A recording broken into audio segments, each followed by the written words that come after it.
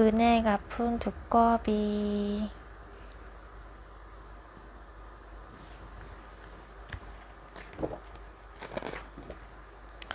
옛날 한 마을에 분이와 아버지가 단둘이 살았어.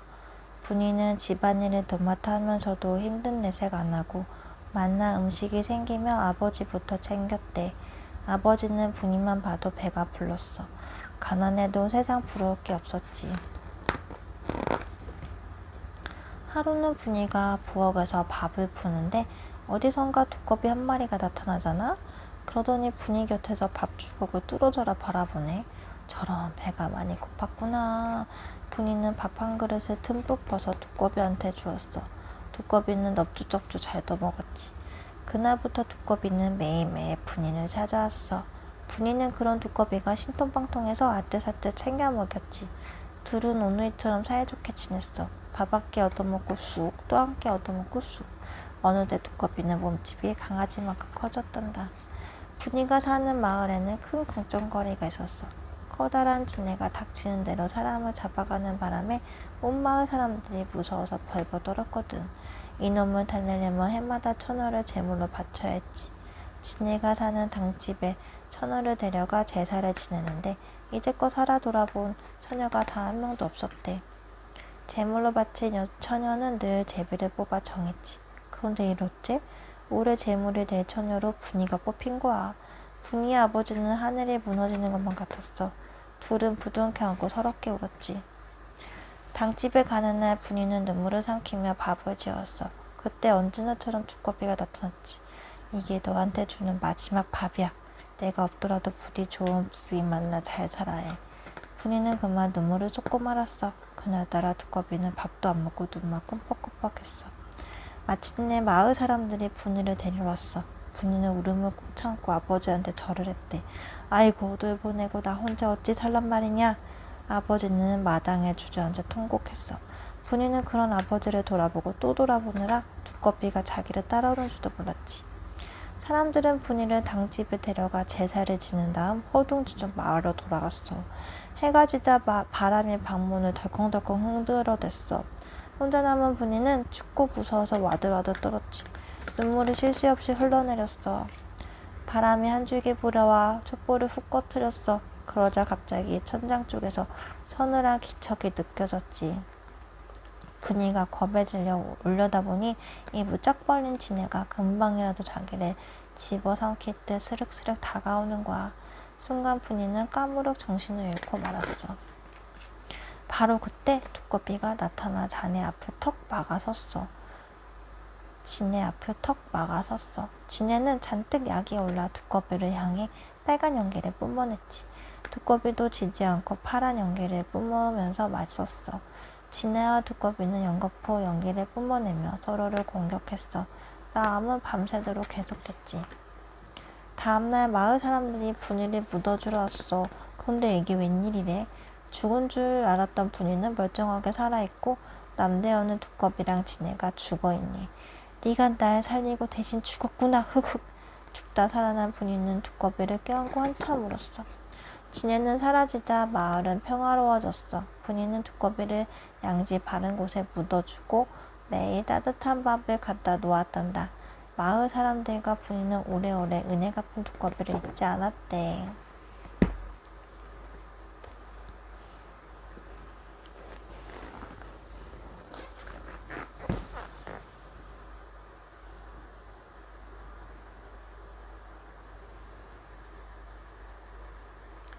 호랑이와 꽃감.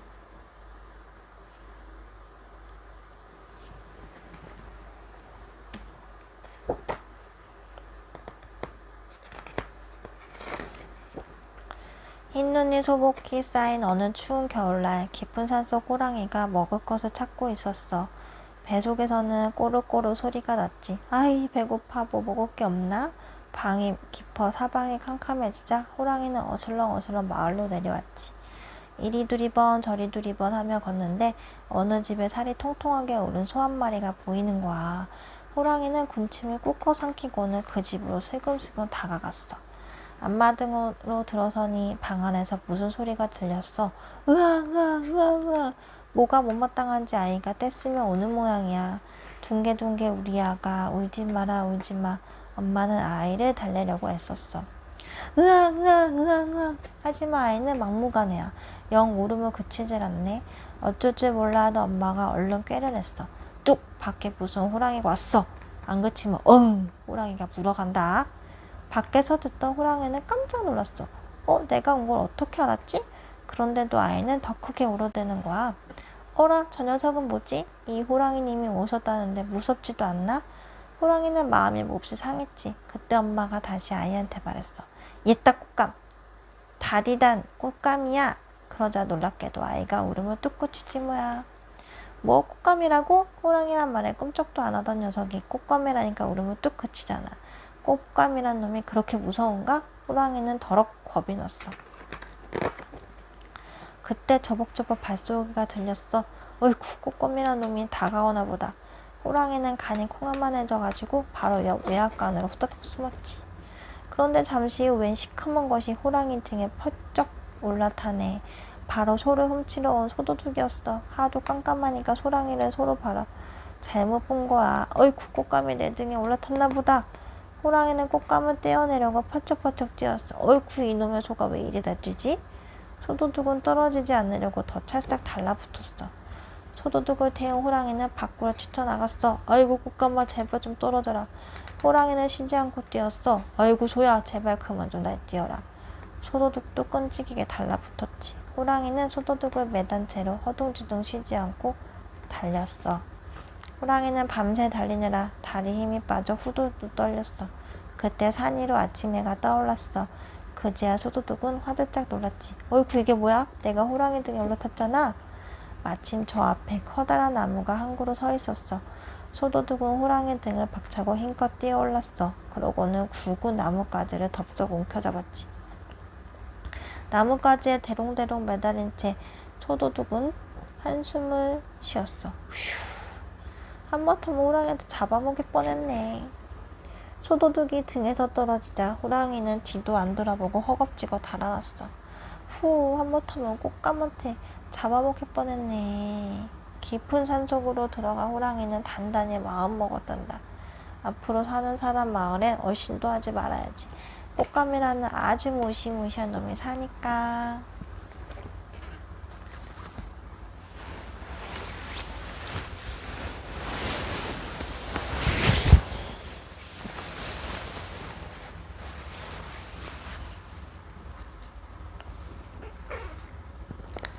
다음 책은 선녀와 나무꾼.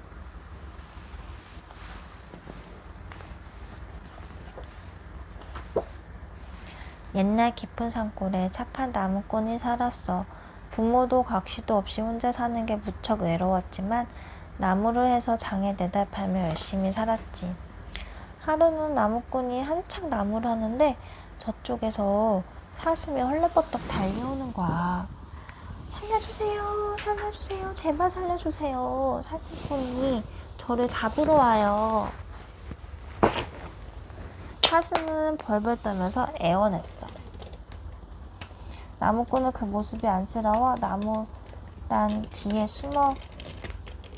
숨겨줬지.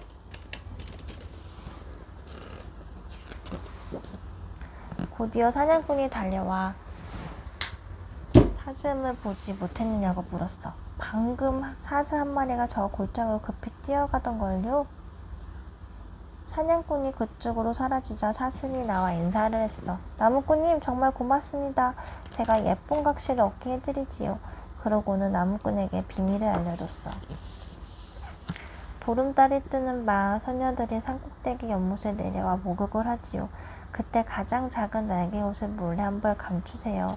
그러면 막내 소녀는 하는 아래 갈 수 없으니 각시로 맞으세요. 그러고는 나무꾼에게 몇 번이나 말했어. 아이를 셋 낳을 때까지는 절대 날개 옷을 보여주면 안 돼요. 보름달이 뜨자 나무꾼은 연못가 바위 뒤에 숨었어. 한참을 기다렸더니 정말 소녀들이 무지개를 타고 내려오니 소녀들은 옷에 삐 날개 옷을 벗고 목욕을 했어. 그 사이 나무꾼은 살금살금 다가가 가장 작은 날개 옷을 감췄지. 꽃기호 새다가 우자. 선녀들은 날개 옷을 입고 하늘로 올라갔어. 막내 선녀도 이리저리 옷을 찾는데 있을 리가 있나? 선녀들이 모두 가버리자 어쩔 줄 몰라 눈물만 흘렸지. 그때 나무꾼이 나타나 선녀에게 말했어. 무슨 일로 이리 오십니까? 저와 함께 우리 집으로 갑시다. 사슴의 말처럼 선녀는 나무꾼의 각시가 되었지. 그리고 아들 하나 딸 하나를 낳았어. 나무꾼은 매일 싱글벙글 웃으며 일했지. 하지만 선녀는 하늘나라가 그리워 밤마다 뚝뚝 눈물을 흘렸어.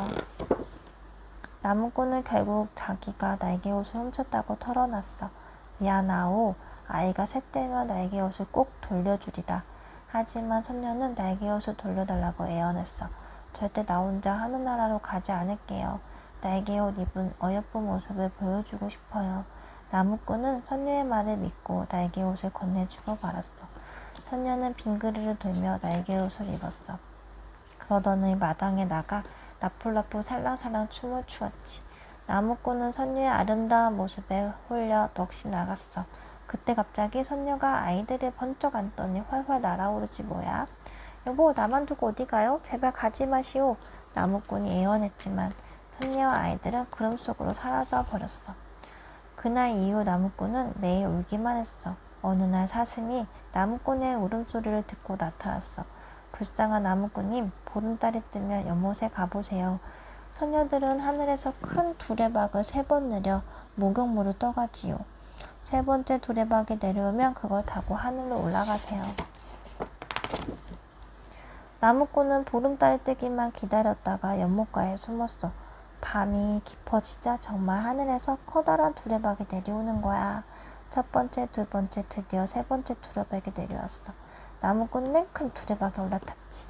두레박은 둥둥 떠오르더니 구름을 지나 하늘나라에 다다랐어. 나무꾼이 두레박에서 폴짝 뛰어내리자 선녀는 깜짝 놀랐어. 두 사람은 반가워하며 아이들과 함께 얼싸안았지. 여보, 이제 다시는 헤어지지 말고 정답게 삽시다. 선녀와 나무꾼은 하늘나라에서 행복하게 잘 살았대.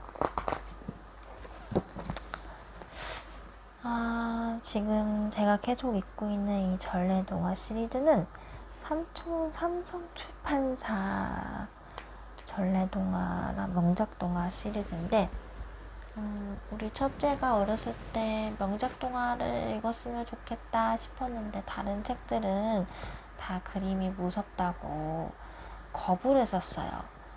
근데 이 삼성출판사 명작동화 책을 많이 추천을 받았는데 그림이 되게 동글동글하고 색감도 알록달록해서 아이가 무서워하지 않고 읽은 유일한 명작동화, 전래동화 책이에요. 이거를 어렸을 때 많이 읽었는데 4살 때부터 읽었던 것 같아요. 그래서 한번 빠지면 계속 읽었던 아이라 여러 번 읽었고, 그러고 나서 둘째가 지금 이제 만 4살이 다 돼가고 있거든요. 몇 달 전부터 또 이 책에 빠졌어요. 언니 책이라서 좋아하는 면도 있는데 이제 읽고 싶다고 그래서 엄마가 사줄게 했는데 첫째가 자기 책을 누구에게 보여주고 싶어 하지 않거든요. 그래서 기대를 안 하고 있었는데 첫째가 흔쾌히 빌려주겠다고 둘째에게 원할 때 언제든지 읽으라고 해서 또 그때 같이 첫째랑 둘째랑 또 같이 또 한창 읽었어요. 잠자리 도서로. 첫째가 이제 초등학교 2학년인데 아직도 이 책을 읽고 조금 더 높은 레벨의 책을 읽었으면 좋겠다라는 건 굉장히 컸어요. 근데 또 어릴 때랑 다르게 이 책을 읽는 점이 생기더라고요. 그 점이 뭐냐면 저는 이제 이 책을 읽을 때 그냥 그 검정색은 글씨요, 또 알록달록한 그림이구나 하고 이제 영혼 없이 글만 읽거든요. 그럼 책을 읽는 건 아니죠. 제가 느끼면서 읽는 게 아니까. 근데 첫째는 이제 막 졸려가면서 비몽사몽 해가면서 이제 간신히 읽어주는데 첫째는 이걸 딱 받고 이 책에 대해서 막 얘기를 하더라고요. 저도 그거에 대해서 더 같이 너는 그렇게 생각했니? 이렇게 좀 기계적인 리액션을 간신히 했지만 뭔가 제가 너무 졸려서 비몽사몽해서 들어서 무슨 내용을 했는지도 기억이 안 나요, 사실. 그렇지만 이 책에 대해서 아이가 혼자 생각을 했나 봐요. 아니 엄마 이 부분은 왜 이렇게 했을까? 이 부분은 뭐 A처럼 했으면 좋겠는데 B처럼 했으면 좋았을 텐데 하고 혼자 막 얘기를 하더라고요. 그래서 저는 같이 소통을 하면 더 좋았겠지만 저의 한계이기 때문에 저는 그래 맞장구만 쳐주는 걸로 만족했습니다. 그리고 이게 같은 책이더라도 여러 번 읽음으로써 아이가 또 생각하는 바가 다르구나. 그리고 표현하는 방법도 다르구나. 뭐 수준이 내 기준에 수준이 낮다고 하더라도 책은 책이구나. 생각을 하고 있구나 아이가. 생각을 하면서 책을 읽구나. 나는 아무 생각 없이 읽었는데 아이가 나보다 낫구나라를 또 한번 깨달았던 그런 책입니다. 둘째도 색감이 쨍하고 명료하고 그림이 동글동글 귀엽고 그래서 좋아해요. 네, 저한테는 또 소중한 추억이 있는 책이죠. 한동안 안 읽다가 또 둘째가 이 책을 골라왔어요. 또 첫째 책이 많고 네, 둘째 책이 이제 적은 편인데 왜냐면 첫째는 이제 계속 책을 계속 꾸준히 사왔고 둘째는 첫째보단 책을 많이 못 사줬어요. 첫째 때는 다른 거를 제안을 하고 책만 사줬던 시절도 있었거든요. 장난감도 안 사주고 집에 책밖에 없고 이런 환경을 만들어주는 게 옳다고 생각해서 그렇게 살았었던 적도 있는데 둘째 때는 이제 아이가 원하는 거 사주고 또 책을 사주기가 좀 지체가 있었어요. 그래서 못 사주고 있었고 다 첫째 책으로 많이 집이 꽉 찼었는데 나는 좀 아쉬웠어요. 그 첫째 책을 둘째도 같이 보기를 원했었는데 또 제 생각은 다르더라고요. 제 생각과는 저 계획대로 되는 게 아무것도 없어요. 일단은 첫째 거기 때문에 첫째는 자기 거고 누가 같이 공유하는 거 싫어해서 그 부분을 지지해줬거든요. 그래서 책이 그냥 책장에 꽂혀 있어요. 첫째도 이제 잘 안 읽으니까 옛날에 읽었던 거니까. 그래도 그게 둘째에게 효과가 있더라고요. 그냥 꽂혀 있음에도 어디 뭐 도서관이나 서점을 갔을 때 언니 책이 비슷한 것만 봐도 이거 엄마 언니 책이야 라고 얘기를 하더라고요. 그러니까 뭔가 노출이 된 거죠. 책 제목이라던가 뭐 책이라던가. 그래서 엄마 나 이거 빌리고 싶어 그러면 아주 새로운 책보다는 언니 책이더라도 한번 노출이 된 책을 더 선호하는 경향이 있는 것 같아요. 그래서 그냥 집에 책이 꽂혀 있기만 해도 아이들한테 효과가 있구나. 안 보는 것 같아도 다 보고 있었구나를 깨달았던 적이 있습니다.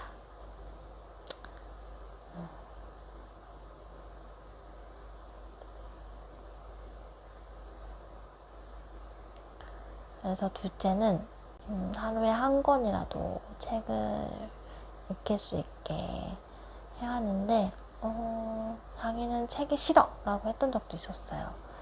근데 요새는 또 잠자기 전에 책을 골라서 뭐 한 권, 두 권만 읽다가 잠드는 경우도 많고 어떤 날은 안 읽는 경우도 있지만 그래도 책을 이렇게 빼와서 엄마한테 읽어달라고 한다는 자체가 저는 지금 감동입니다. 결국엔 언젠가는 책을 읽는구나. 이 아이가 책을 좋아하기만 했으면 좋겠다 는 마음으로 둘째는 키우고 있습니다. 또 이렇게 여러분들과 같이 책을 읽으니까 또 더 재밌고 한데, 지금 아쉬운 점은 제가 핸드폰 배터리가 10%밖에 안 남았어요. 아까 선녀 나무꾼 읽을 때 15%였으니까 한 권당 5%씩 줄어든다고 볼 수 있을 것 같거든요.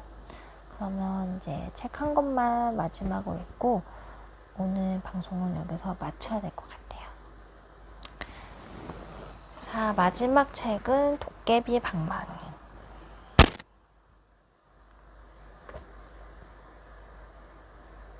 둘째가 도깨비를 좋아하던 시기가 있어서 또 이 책을 엄청 좋아했었어요.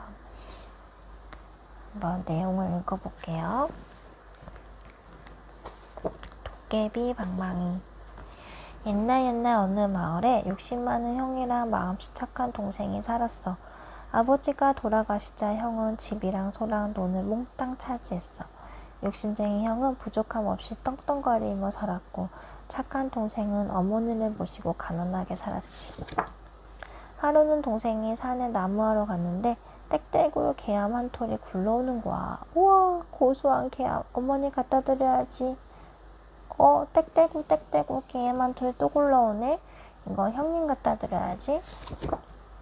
어느덧 해가 뉘어졌어. 동생은 산을 내려다가 그만 길을 잃어버렸지. 어두컴컴한 산길을 한참 헤매다가 겨우겨우 오두막을 발견했어. 아이고 살았네. 오늘 밤은 여기서 자고 날이 밝으면 집을 찾아가야지. 동생이 자려는데 배에서 자꾸 꼬록 소리가 났어. 마침 주머니에 넣어둔 개암이 생각났지. 개암을 꺼내 깨물었는데 왁자지껄 소리가 들리는 거야. 동생이 재빨리 다락으로 기어 올라가 살짝 엿보니까 도깨비 무리가 우르르 몰려오고 있었어. 어이구, 이 집이 도깨비 집이네. 금 나와라 뚝딱. 도깨비가 방망이를 휘두르자 번쩍번쩍 금이 나왔어. 은 나와라 뚝딱. 반짝반짝 은도 나왔지. 도깨비 방망이는 휘두를 때마다 금은 보화가 와르르 쏟아졌어. 도깨비들은 얼씨구 저씨구 춤추고 노래했지. 동생은 깜짝 놀라 저도 모르게 입에 물고 있던 개암을 꽉 깨물었어. 딱 하고 커다란 소리가 났지. 그 소리가 얼마나 컸던지 도깨비들은 집이 무너지는 줄 알고 도망가기 바빴어. 고르마 나 살려라.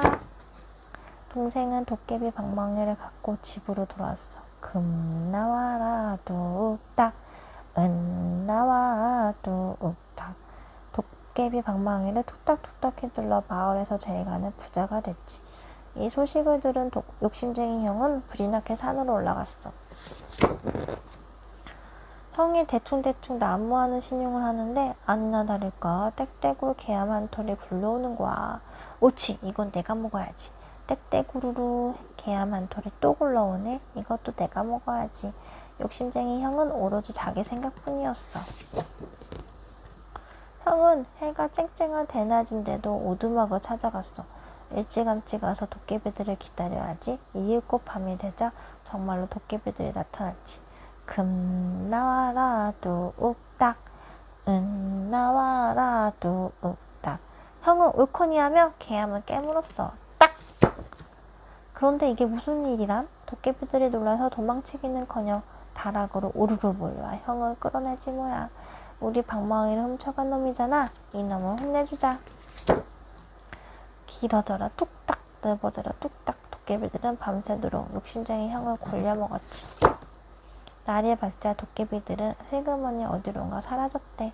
형은 엉엉 울며 집으로 돌아왔고 그 다음 어떻게 됐냐고? 욕심쟁이 형은 아주 착해졌고 착한 동생은 형이랑 사이좋게 재산을 나누어 잘 먹고 잘 살았대.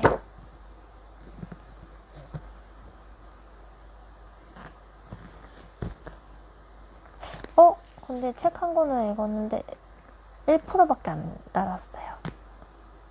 그러면 5% 남을 때까지 마저 방송을 해도 될 것 같아요. 다음 책은 12띠 이야기.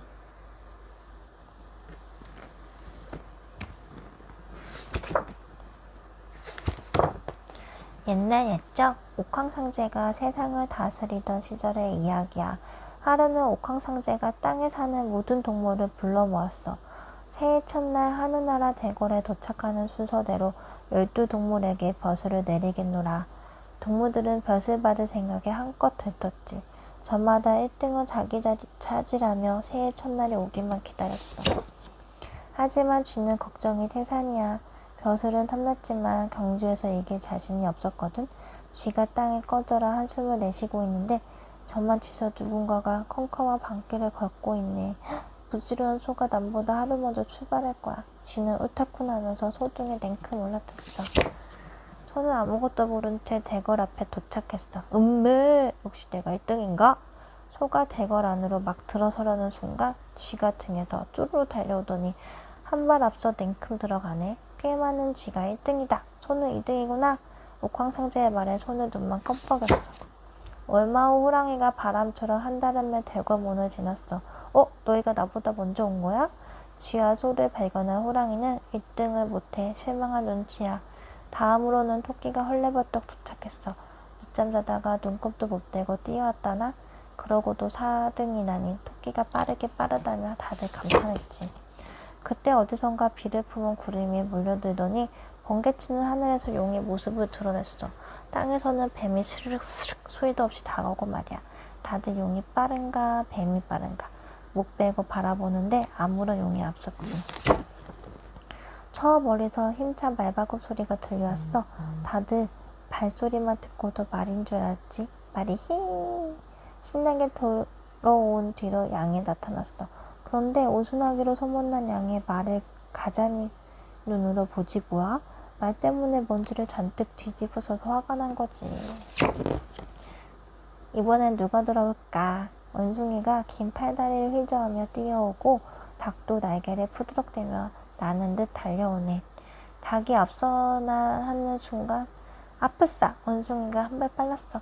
원숭이의 긴 팔이 대궐 문 안으로 먼저 쑥 들어온 거야. 잠시 후 개가 허헉대며 도착했어. 달리기 잘하는 개가 뭐라다 이제 왔나 다들 궁금해했지? 아니나 다를까 오는 길에 한눈을 팔았다지 뭐야. 킁킁 이것저것 재미난 게 많아서 그만. 그러다 버뜩 정신이 들어 발바닥에 땀나들고 달려온 거래. 자 이제 벼슬은 딱 하나가 남았네. 마지막으로 도착한 동물은 바로 돼지였어. 돼지가 12등이다. 모두가 돼지를 축하해 주었지. 밥 주세요 꿀꿀. 그러거나 말거나 돼지는 밥부터 찾았어. 옥황상제가 12동물에게 막 벼슬을 내리려는데 난데없이 고양이가 나타나 다급하게 해줬어. 잠깐만요. 경주는 내일 아니었나요? 야옹. 안 됐지만 경주는 오늘이었단다. 옥황상제가 말했어. 하루 먼저 와서 내가 1등인 줄 알았는데 울상을 짓던 고양이가 갑자기 지를 쫓기 시작했어. 네가 내일이 경주라고 했잖아. 야옹. 찍찍 아니야. 네가 잘못 알아들은 거라고. 이때부터 고양이는 쥐만 보면 발톱을 세워 쫓고 쥐는 도망가기 바쁜 신세가 됐대. 아무튼 12동물은 순서대로 벼슬을 받고 하나씩 돌아가며 세상을 보살피기로 했지. 쥐띠, 소띠, 호랑이띠, 토끼띠, 용띠, 뱀띠, 말띠, 양띠, 원숭이띠, 닭띠, 개띠, 돼지띠. 12동물띠는 이렇게 만들어졌단다. 이게 다 옥황상제가 세상을 다스리던 시절의 이야기야.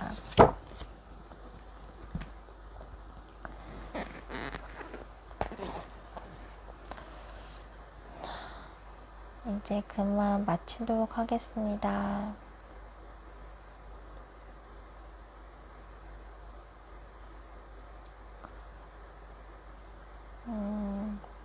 제 동화책 다 잘 들어주셔서 감사하고요. 너무 재밌는 시간이었습니다. 다음에 또 만나요. 안녕.